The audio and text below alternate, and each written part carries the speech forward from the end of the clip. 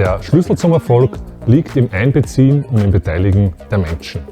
Dieser Grundgedanke verfolgt Ars Electronica seit über 40 Jahren und dieser Ansatz liegt auch den digitalen Angeboten für Schulen zugrunde.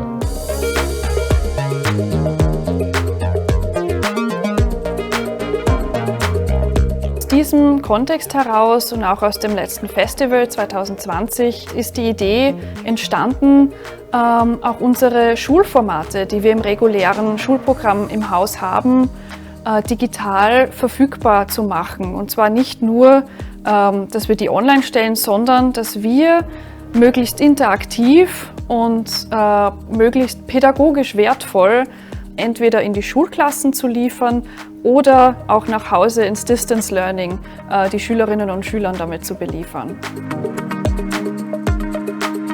Der gezielte Einsatz von Online-Tools wie Mentimeter öffnet die Tore für die Diskussionen über die Zukunft unserer Gesellschaft.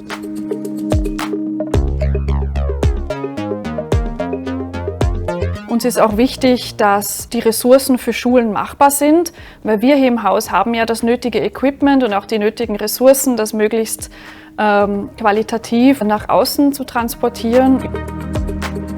Also wir machen quasi unsere Schulprogramme auf für internationale Schulen auch, die sonst eher nicht kommen würden.